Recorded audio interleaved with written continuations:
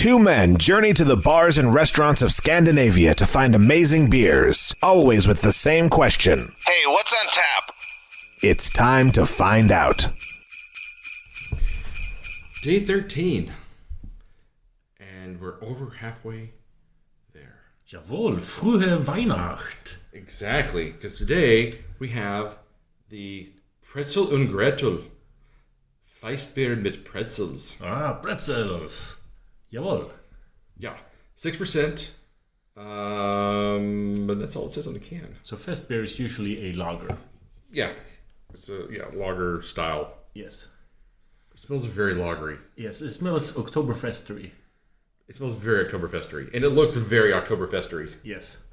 Let's see what the pretzels have done to this. Cheers. It smells sweet and malty. It is sweet and malty, and it's yummy. That's really good. We during the last year, for many times, we've discussed lagers, and you keep saying that I hate them. And I don't hate them if I get them in a big stein. Yeah. And they're cold and... well, part of it is the presentation of it, isn't it? It kind of makes it feel better. It puts me in the right mood. Mm-hmm.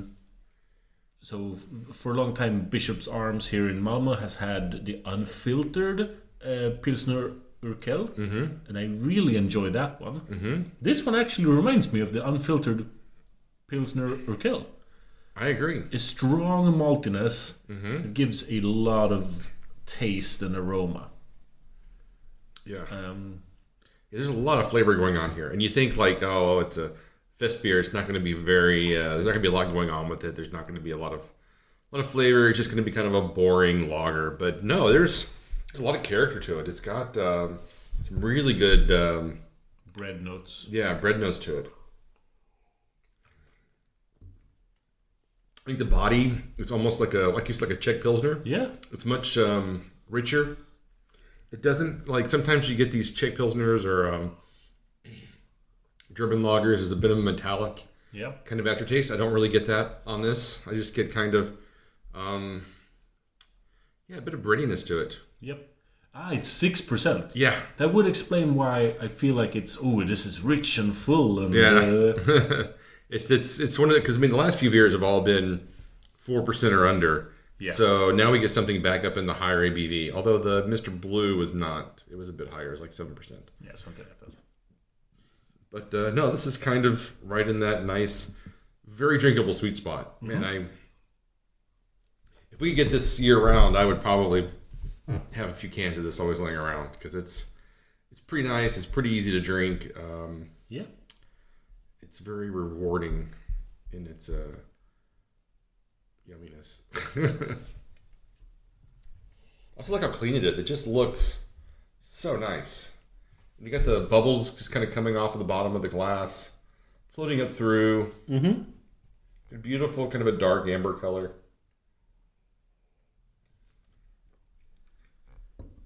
Not say much, Martin. No, I don't know what else to say. But I'm not going to go overly crazy with the rating. It's a strong 3.75. See, I think this is a strong 4. Yeah, I get that you feel that.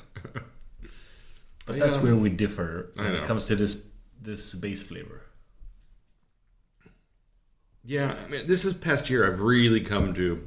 I'd say it's been a slow progression of appreciating lagers and pilsners and fest beers and all these different kind of styles. Where I've